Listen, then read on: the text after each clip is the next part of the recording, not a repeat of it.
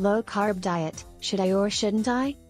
It's no wonder that confusion reigns when it comes to the worth and reliability of low-carb diets after all the conflicting studies and confusing interpretation of the information. It seems like debates are popping up everywhere. No matter if it's Atkins, South Beach or some other low-carb plan, there are approximately 30 million Americans on a low-carb diet. Supporters contend that the large amount of carbohydrates in our diet has led to increased problems with obesity, diabetes, and other health situations. On the other hand, some attribute obesity and related health problems to overeating of calories and lack of physical activity. They also express concern that without grains, fruits, and vegetables in low-carbohydrate diets may lead to deficiencies of some key nutrients, including vitamin C, fiber, folic acid, and many minerals. It is already known that any diet, whether high or low in carbohydrates, can produce meaningful weight loss during the early stages of the diet. Keep in mind, the key to a diet being successful is in being able to lose the weight on a permanent basis. Let's see if we can expose some of the mystery about low-carb diets. Following is a listing of some related points taken from recent studies and scientific literature. Point 1. Some differences between low-carb diets.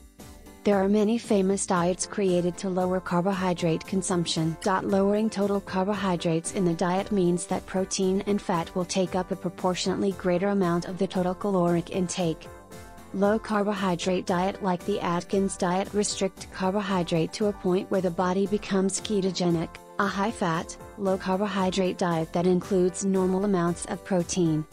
Other low-carb diets like the Zone and Life Without Bread are less confined. Some, like Sugar Busters, announce only to eliminate sugars and foods that elevate blood sugar levels excessively. Point 2. What we know about low-carb diets. Close to all of the studies to date have been small with a diversity of research objectives. Carbohydrate, caloric intake, diet duration and participant characteristics are wide-ranged greatly. Most of the studies to date have two things in common: none of the research studies had people in the study with an average age over 53 and none of the controlled studies lasted more than 90 days. The results on older adults and long-term results are scarce. Many diet studies fail to keep track of the amount of exercise, and therefore caloric use, while people in the study are dieting. This helps to explain the variances between studies. If you lose weight on a low-carb diet, it is a function of the calorie intake and length of the diet, and not with reduced amount of carbohydrates. There is very little evidence on the long-range safety of low-carb diets.